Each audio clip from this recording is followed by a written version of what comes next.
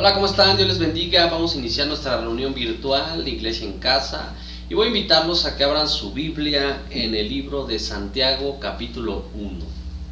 Santiago capítulo 1 dice así: Santiago, siervo de Dios y del Señor Jesucristo, a las 12 tribus que están en la dispersión, salud.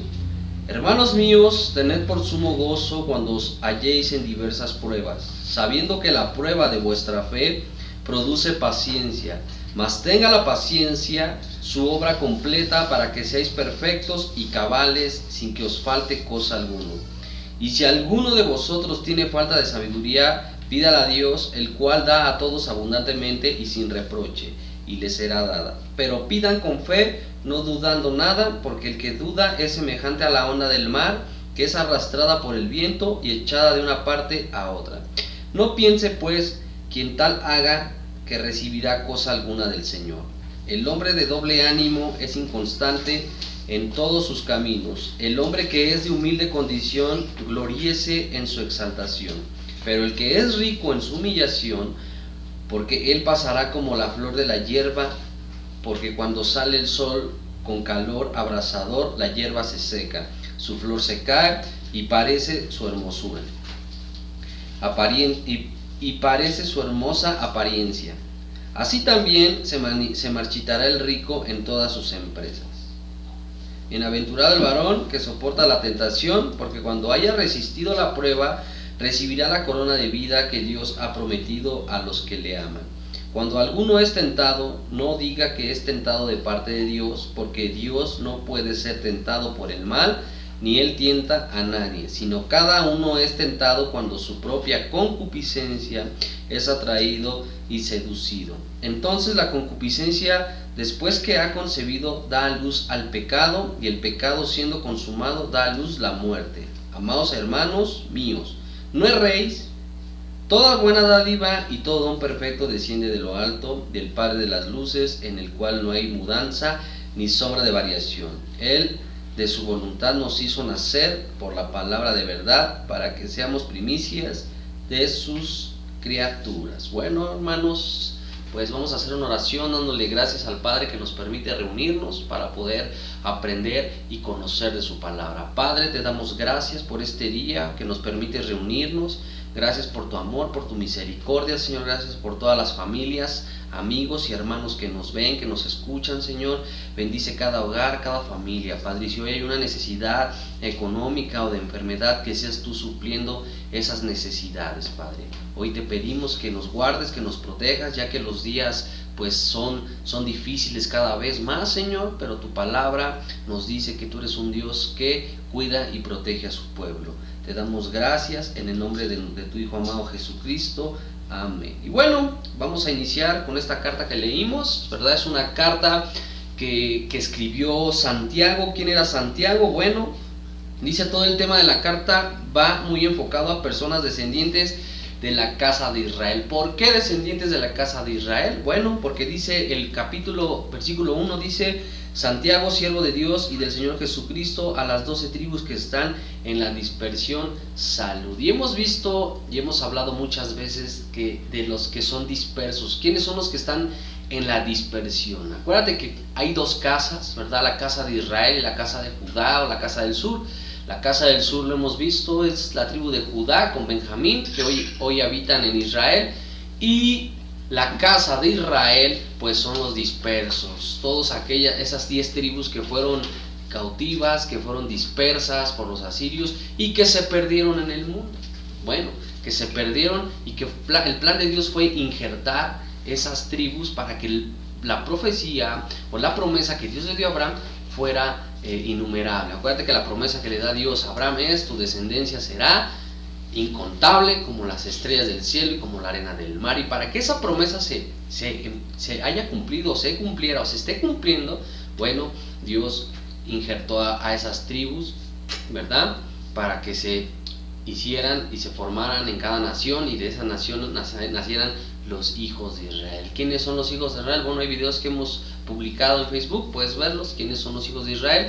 Dice la palabra que los hijos, que la casa perdida de los hijos de Israel somos todos los que creemos en Jesucristo, todos los que hemos recibido el llamado de Dios para servirle, para amarle, para reconocer a su Hijo, ¿verdad? Que vino a dar muerte, vino a morir para darnos vida eterna y así poder tener un contacto con Dios, porque estábamos separados. ¿Por qué? Por el pecado de idolatría, por el pecado de las 12 tribus, tuvieron que dividirse en 2 casas, y bueno, las 10 que fueron la casa de Efraín, que están dispersas hoy en todo el mundo y que somos todos los que Cristo vino a juntar, que somos sus ovejas perdidas, bueno, pues nos está hablando ahí.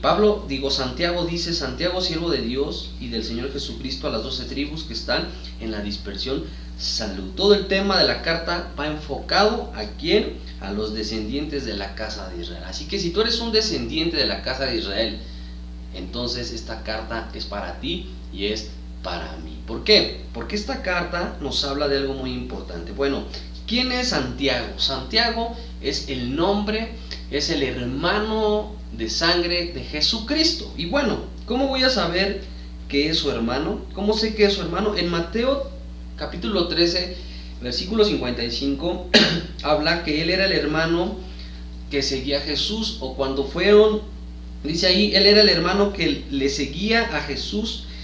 ¿Y cómo sé que es su hermano? Bueno, en Mateo 13:55 habla de este hermano, y la palabra para hermano de Jesús aquí, o hermano, la palabra en griego es adelphos, que quiere decir de la misma matriz. ¿Cómo es que sé que Jesucristo tuvo un hermano después de que nació? Acuérdate que después de que nació Jesucristo, dice la palabra de Dios que José, después del nacimiento de Jesucristo, del gran milagro que ocurrió ahí, dice la palabra de Dios que José y María se conocieron. Y la palabra conocer, pues bueno, es tener intimidad. Acuérdate que la Biblia está llena de hebraísmos, la Biblia está llena de muchos significados en hebreo, porque fue escrita en hebreo la palabra del Señor. Y bueno, aquí en Santiago, para hermano, cuando se expresa en Mateo 13:55, habla de hermano, la palabra adelphos, que quiere decir adelphos, de la misma matriz, ¿verdad? Por eso es que se dice que es su hermano, y por eso es la evidencia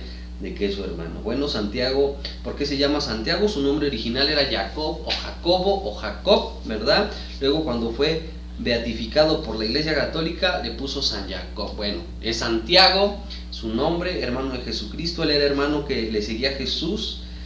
Y dice, en el Nuevo Testamento hay 4 personas que se llaman Jacob, pero al eliminar las posibilidades de quién pudo haber escrito esta carta, bueno, el que escribió esta carta es nada más y nada menos que Jacob, que Santiago, que se llamaba Jacob. Y bueno, Santiago escribe a la casa de Israel. ¿Por qué escribe a la casa de Israel? ¿Por qué nos escribe esta carta Santiago? ¿Qué tiene que ver esta carta? Bueno, esta carta habla de las pruebas, habla de la dificultad y habla de que tenemos que ser pacientes. Dice el versículo 1, Santiago, siervo de Dios y del Señor Jesucristo, a las 12 tribus que están en la dispersión, salud. Bueno, este es el saludo que hace Santiago, ¿verdad? Que salud se traduce como shalom, que es paz. La palabra Shabbat shalom es paz, ¿verdad? Bueno, dice ahí que ¿cuál va a ser una de las características de la vida en la dispersión? ¿Cuál va a ser la característica? ¿Por qué se escribe esta carta? ¿Por qué Santiago habla a todos los dispersos, a todos los que somos hijos de Jesucristo, que somos hijos de Dios y tenemos la salvación en Jesucristo? Bueno, ¿cuál va a ser una de las características de la dispersión? ¿Qué es lo que Jesús dijo sobre la manera en que iban a vivir aquellos que fueran dispersados entre las naciones? Él dijo que la vida sería difícil, complicada, muchas pruebas, muchas tribulaciones, etcétera, etcétera, ¿verdad? ¿Por qué? Bueno, porque ese es el evangelio de Cristo. Ese es el evangelio de Dios, ¿verdad? El evangelio nos habla de un Dios de amor, de un Dios poderoso, sí, pero también nos habla de que va a haber pruebas, dificultades y adversidades. Y para que tú y yo no nos desanimáramos, para que tú y yo no dudáramos del amor y del plan de Dios, bueno, Santiago escribe esta carta diciendo en el versículo 2, hermanos míos, tened por sumo gozo cuando os halléis en diversas pruebas. Creo que hoy en día estamos viviendo una de las situaciones más difíciles a nivel mundial y en nuestro país, donde pues ha llegado una enfermedad, ha llegado una situación difícil, ¿verdad? Que ha traído desgraciadamente enfermedad y muerte, y que realmente nos preguntamos qué está pasando, qué está ocurriendo, y la gente se pregunta qué pasa, qué ocurre, qué está sucediendo, por qué está pasando esto. Bueno, todos sabemos que Dios está hablando a las naciones, Dios está hablándole al mundo, Dios quiere que el mundo proceda al arrepentimiento, ya que el mundo pues no quiere, ¿verdad? La mayoría del mundo no quiere proceder ese arrepentimiento, pero dentro de esta tribulación, dentro de estas pruebas, estamos los hijos de Dios, ¿verdad? ¿Por qué hacemos esta referencia de hijos de Dios? Bueno, porque la palabra nos dice que todo aquel que reciba a Jesucristo y cambia su vida y dedica una vida a Dios, una vida santa, y trata de vivir piadosamente, bueno, pasa a ser hijo de Dios. Y todo aquel que no quiere vivir una vida buena, que quiere vivir en el desenfreno, pues sabemos que la Biblia lo llama pues hijo del mal, ¿verdad? Porque el que hace mal es Satanás, el que incita al mal es Satanás, y el que lo siguen pues son seguidores del adversario, ¿verdad? Por eso es que hay una división muy fuerte, hay una separación entre hijos y no hijos de Dios. Todos somos criaturas al nacer, mas sin en cambio no todos son hijos de Dios, solo los que reciben a Cristo. No somos de una sola religión, otra no, son todos los que creen en el sacrificio de Jesucristo y su vida es cambiada y transformada. Acuérdate que la Biblia dice, por sus frutos los conocerás. Entonces, si tú das buenos frutos, si tú eres un hijo de Dios, recibes a Cristo y das buenos frutos, bueno, tus propios frutos hablan de que tú eres una persona salva. Pero si tú tienes una religión y tu vida sigue siendo la misma, sigues viendo cosas que no debes de ver, sigues diciendo groserías, sigues haciendo las cosas, bueno, entonces ahí podemos ver que no hay un buen fruto y que no hay un arrepentimiento y no hay un fruto. Entonces ahí se puede dudar de la salvación. Esa es la diferencia. Bueno, y para la casa de Israel, los que somos salvos, bueno, Santiago nos dice esto: hermanos míos, tened por sumo gozo cuando os halléis en diversas pruebas. Hoy nos encontramos en diferentes pruebas. Unos se encuentran en pruebas difíciles, otros en pruebas más o menos, y en otros a lo mejor están empezando una prueba o una dificultad. Sabemos que hay hoy mucha necesidad económica, mucha necesidad de sanación, hay muchas cosas por las cuales hoy estamos pidiendo y hoy clamamos, ¿verdad? Y una de ellas que es protección de Dios, la protección de Dios para enfrentarnos al virus que está en nuestro país, que está en el mundo, ¿verdad? Enfrentarnos a una enfermedad mortal que ha terminado con la vida de muchos seres queridos, de muchos amigos, de muchas personas allegadas a nosotros, a ustedes, y realmente nos encontramos pues en dificultad y en adversidad.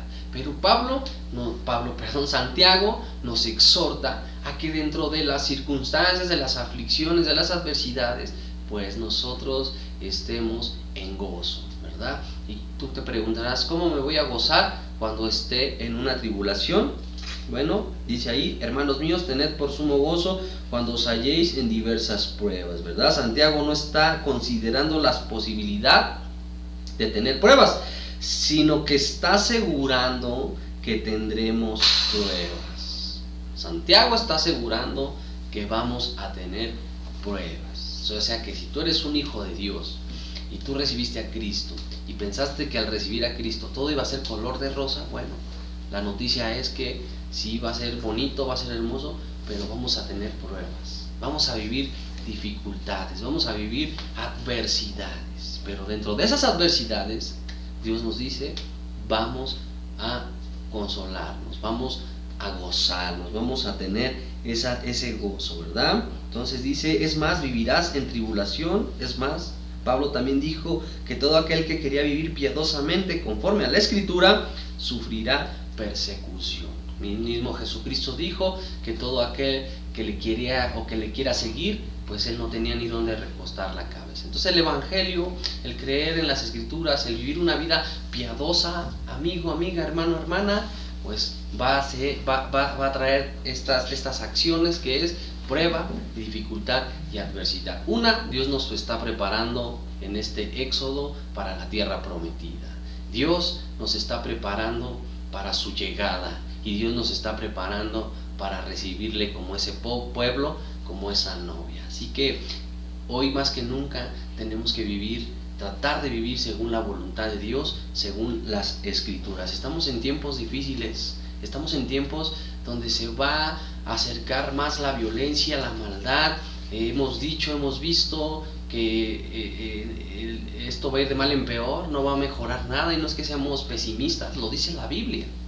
Pero por eso también la Biblia nos alienta y nos da esperanza, Dios, a que te goces como pueblo, como hijo de Dios. Acuérdate que hay muchas promesas para los hijos, hay muchas promesas para nosotros que debemos recibirlas. Pero ¿cómo voy a hacer que esas promesas se cumplan en mi vida? Obedeciendo los mandamientos de Dios, obedeciendo su palabra, teniendo una vida piadosa, ¿verdad?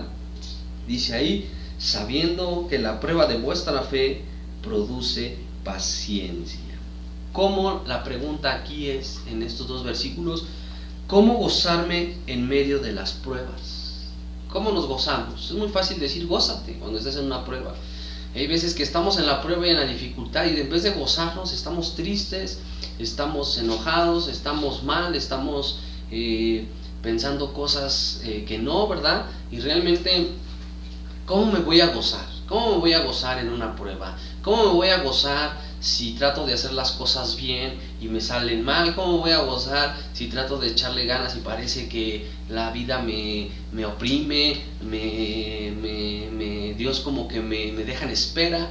Bueno, yo quiero leerles un salmo, hermanos. Yo creo que este salmo nos hemos preguntado mucho, hemos hecho muchas preguntas a Dios, hemos pasado por adversidad y nos hemos preguntado muchas cosas. Quiero que abras tu Biblia en el Salmo 73. Vamos a ver un salmo que escribió el salmista Asaf, ¿verdad? Este salmo lo escribió Asaf, también es un salmista como David, ¿verdad? Asaf escribió este salmo y vamos a ver qué dice el Salmo 73.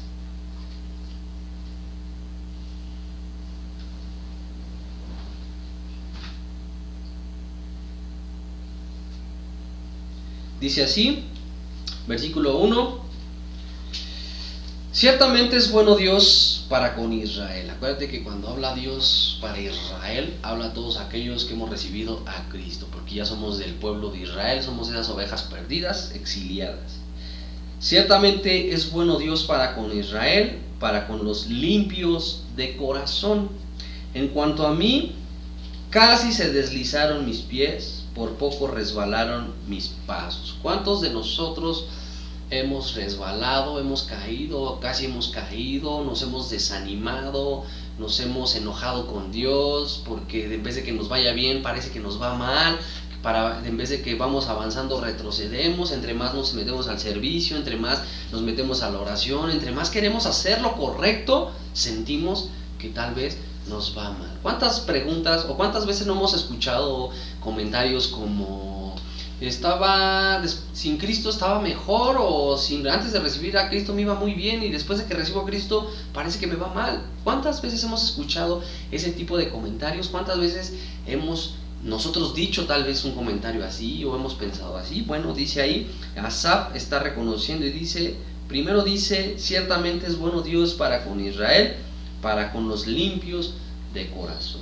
En cuanto a mí, casi se deslizaron mis pies, por poco resbalan mis pasos. Dice aquí el salmista Asaf que casi tropieza, casi se desanima, casi cae. ¿Por qué? ¿Por qué escribe esto este salmista? Bueno, dice el verso 3, porque tuve envidia de los arrogantes, viendo la prosperidad de los impíos, porque no tiene congojas por su muerte, pues su vigor está entero.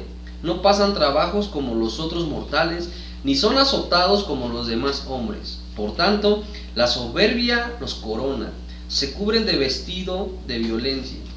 Los ojos se les saltan de gordura, logran con creces los antojos del corazón. Se mofan y hablan con maldad de hacer violencia, hablan con altanería, ponen su boca contra el cielo y su lengua pasea la tierra. Por eso Dios hará volver a su pueblo aquí, y aguas en abundancia serán extraídas para ellos. Y dicen, ¿cómo sabe Dios? ¿Y hay conocimiento en el Altísimo? He aquí estos impíos, sin ser turbados del mundo, alcanzaron riquezas. Verdaderamente en vano he limpiado mi corazón y lavado mis manos en inocencia, pues he sido azotado todo el día y castigado todas las mañanas. Este hombre ha sido afligido y veía cómo la gente que no conoce, la gente idólatra, la gente que tenía muchos dioses, pues tenía prosperidad. Y a veces decimos, ¿cómo es que yo sirvo a Dios? Yo estoy en la iglesia, tal vez, estoy en el servicio, voy a misiones, predico, y pareciera que pues entre más me meto en las cosas de Dios, más veo que no pasa nada, y los que no están metidos en Dios les va bien. Bueno, eso es lo que él pensaba, eso es lo que Asaf vio en muchas personas, en mucha gente, y dice aquí, en vano he limpiado mi corazón. O sea, aquí decía, en vano he creído en Dios, en vano creo que he hecho las cosas para Dios, creo que he perdido mi tiempo, porque así lo estaba pensando, y muchos han de pensar así, muchos pensaron así, he perdido mi tiempo por servir a Dios, he perdido tantas cosas por servir a Dios, que en vez de estar bien, parece que estoy mal, y los demás que no creen en Dios, están bien. Bueno, dice ahí, si dijera yo, en el verso 10, hablaré como ellos, he aquí, a la generación de tus hijos engañaría. Cuando pensé para saber esto, fue duro trabajo para mí, hasta que entrando en el santuario de Dios, ¿qué dice ahí? Dice ahí, hasta que entrando en el santuario de Dios comprendí el fin de ellos, ¿verdad? Ciertamente los has puesto en deslizaderos, en asolamientos los harás caer, como han sido asolados de repente perecieron. Se consumieron de terrores como sueño del que despierta. Así, Señor, cuando despertares, menospreciarás su apariencia. Se llenó de amargura mi alma y en mi corazón sentía punzadas. Tan torpe era yo que no entendía. Era como una bestia delante de ti. Con todo, yo siempre estuve contigo. Me tomaste de la mano derecha, me has guiado según tu consejo, y después me recibirás en gloria. ¿A quién tengo yo en los cielos sino a ti? Y fuera de ti nada deseo en la tierra. Mi carne y mi corazón desfallecen, mas la roca de mi corazón y mi porción es Dios para siempre. Porque he aquí, los que se alejan de ti perecerán. Tú destruirás a todo aquel que de ti se aparta. Pero en cuanto a mí, el acercarme a Dios es el bien. He puesto al Señor Dios, al Eterno, el Señor mi esperanza, para contar todas tus obras. Bueno, aquí hay algo muy interesante. Dios pues decreta, o Asaf reconoce lo que Dios hará con todos aquellos que se apartan de Dios. Por eso es que el vivir fuera de Dios es vivir una vida vacía, una vida que no va a tener un buen fin, ¿verdad? Sino va a ir a la destrucción, y Dios los destruirá. Por eso hoy más que nunca Dios está hablando al mundo.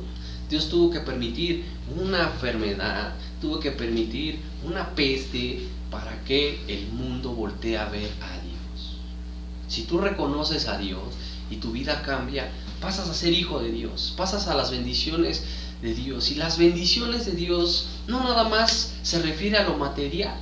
Las bendiciones de Dios son espirituales. No podrás tener lujos, pero puedes tener la bendición de Dios, ser rico en las abundancias espirituales que Dios nos da. Paz, gozo, alegría, el tener una familia, el poder estar con tus hijos, con tu esposa, con tus familiares, el poder decirles los quiero, el poder estar con ellos, en vez de afanarte de todo el día estar trabajando, no acercarte a ellos, no conocerlos. Realmente la Biblia nos enseña a tener una comunión tanto con Dios como con nuestros seres queridos. Hoy más que nunca, hermano, hermana, amigo, amiga, la situación es muy difícil, muy difícil. Todo lo material es terrenal y se va a quedar aquí, va a ser destruido. Mas los que amamos a Dios y seguimos a Dios tendremos la vida eterna. Por eso es que Dios habla acá y dice aquí Santiago, sabiendo que la prueba de vuestra fe produce paciencia. Nuestra fe va a producir paciencia.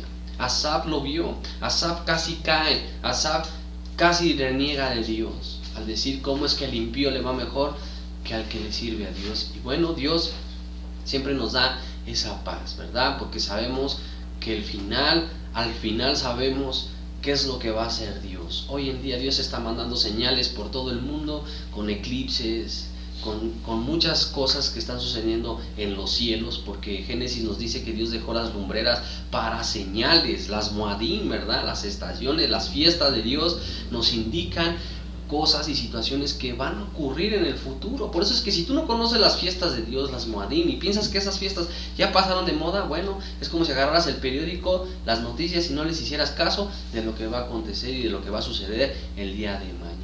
Hoy muchos están espantados, hoy muchos están atribulados, hoy muchos están inquietos, pero bueno, los que conocemos a Dios sabemos y nos gozamos porque el Señor ya está pronto a venir. Y en vez de preocuparnos por la tribulación y en vez de preocuparnos por la destrucción que va a venir al mundo, bueno, nos gozamos porque tenemos un Dios vivo, un Dios poderoso, un Dios santo, un Dios grande, un Dios que provee, de verdad te lo digo, un Dios que provee cada hogar, cada familia, siempre y cuando obedezca los mandamientos, porque si tú no obedeces, las bendiciones no van a llegar, amigo, amiga, no van a llegar.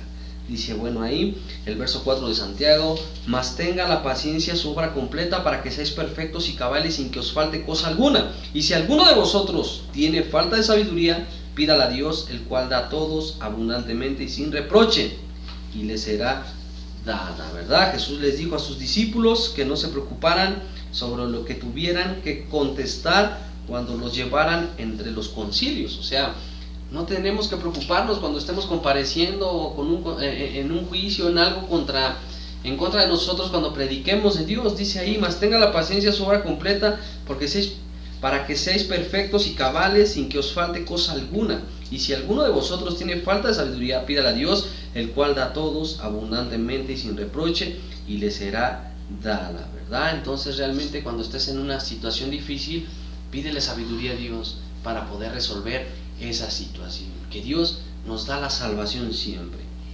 Dice el verso 6: pero pida con fe, no dudando nada, porque el que duda es semejante a la onda del mar, que es arrastrada por el viento y echada de una parte a otra, ¿verdad? Bueno, dice ahí: si pides conforme a su voluntad de Dios, Él te escuchará, y si te escucha, tienes concedidas las peticiones que le hayas hecho. Bueno, si pides conforme a la voluntad de Dios, porque siempre, si pides a tu voluntad, a tus deseos personales, no se van a cumplir. Siempre dice aquí: si pides conforme a su voluntad, Él te escuchará.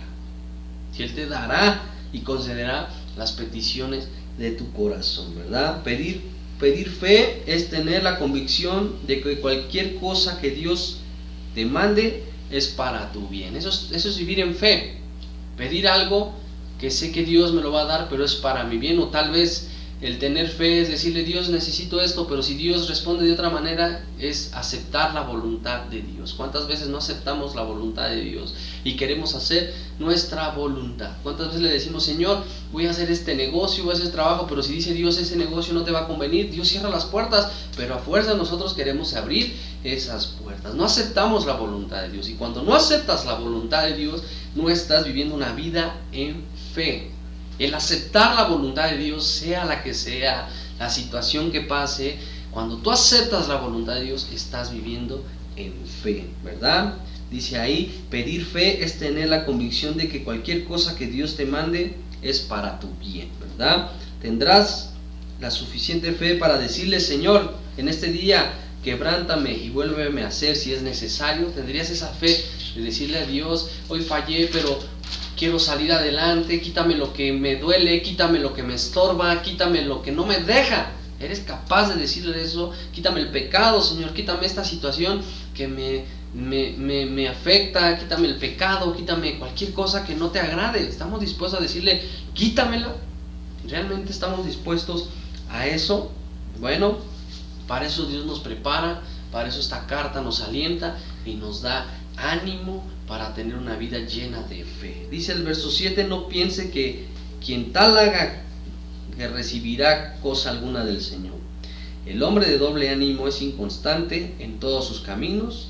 El hermano que es de humilde condición, gloríese en su exaltación, ¿verdad? Bueno, entonces esto nos habla de que no piense que quien tal haga recibirá cosa alguna, ¿verdad? Que sea como pedir con fe y no aceptar la voluntad de Dios, pues no esperemos recibir lo que nosotros le estamos pidiendo a Dios. ¿Por qué? Porque no estamos viviendo en fe, no estamos viviendo en fe. Dice ahí, si de repente te tocara que te quedaras sin nada, en la ruina total, podés decir gloria a Dios, o podés decir qué bueno que me quitó esto Dios. Eso es tener fe, eso es vivir en fe, hermanos.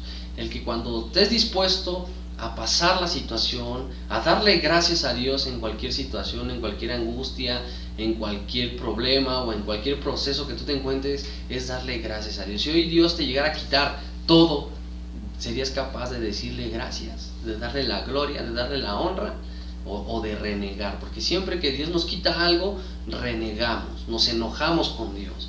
Pero el que vive con fe, el que tiene esa fe fuerte, el que tiene ese ánimo, no es de doble ánimo, siempre va a darle gracias a Dios. Y la Biblia nos prepara todo eso. La Biblia hoy en día nos está preparando a confiar y a dejar que Dios sea nuestro sustento. ¿Por qué? Porque cuando venga la marca de la bestia, cuando venga la implantación del chip y de que ya no se pueda hacer nada sino que tenés el chip puesto, bueno, ahí los que creemos en Cristo y los que creemos en Dios, al no dejárnoslo poner, no vamos a poder comprar, no vamos a poder hacer nada, no vamos a poder, ahora sí que poder ser como ciudadanos. Ahí es donde nuestra fe realmente va a ser probada, y es donde ahí realmente Dios verá el corazón de cada persona, de cada hijo, de cada creyente, ¿verdad? Por eso es que el creer en Dios no es religión. El creer en Dios es seguir sus pasos de Jesucristo, seguir un caminar espiritual, dejar lo mundano, dejar lo malo, dejar lo que nos estorba para poder servirle a Dios, para poder agradarle a Dios, ¿verdad? Dice el verso 10, pero el que es rico en su humillación, porque él pasará como la flor de la hierba. Aquí dice que si alguien es rico y le quita todo Dios y le da la gloria, pasará como la flor de la hierba. Si alguien es rico, gloríese cuando pierda todas sus riquezas, porque las riquezas son pasajeras, ¿verdad? Todo lo que hay en el mundo es pasajero, todo lo que hay en el mundo se quedará. Y si tú tienes y llegaras a perderlo, gloríate, dale la gloria a Dios, dale la honra al Señor, alégrate, porque Dios te está preparando y porque ahí tu corazón está puesto en las cosas celestiales, en las cosas de Dios. Dice el verso 11, porque cuando sale el sol con calor abrasador, la hierba se seca, su flor se cae y perece su hermosa apariencia. Así también se marchitará el rico en todas sus empresas, ¿verdad? Esto quiere decir que cuando tú confías en que es el dinero lo que te va a sacar adelante, estás confiando en algo vano, en algo que va a desaparecer, ¿verdad? Cuando tú pones tu confianza en el dinero, tu amor en el dinero y no en Dios, ¿verdad? Entonces el día que pierdas, el día que te quiten, pues va a ser tu caos, vas a quedar destrozado y vas a querer hasta pues ya no vivir, ¿verdad? Porque el dinero piensas que es lo único que te puede sacar adelante y es lo único que te saca adelante. Bueno, sabemos que el dinero es una herramienta que Dios permitió, que es una herramienta para poder comprar, para poder hacer muchas cosas, pero el dinero no lo es todo, ¿verdad? Porque el día del juicio final, el día que Dios venga a traer el juicio, todo eso va a quedar exterminado, ¿verdad? Y solamente las cosas espirituales, el cielo, va a ser lo que va a perdurar. Por eso es que Dios dice, no pongas tu corazón en los tesoros terrenales, pon tu corazón en las cosas de arriba.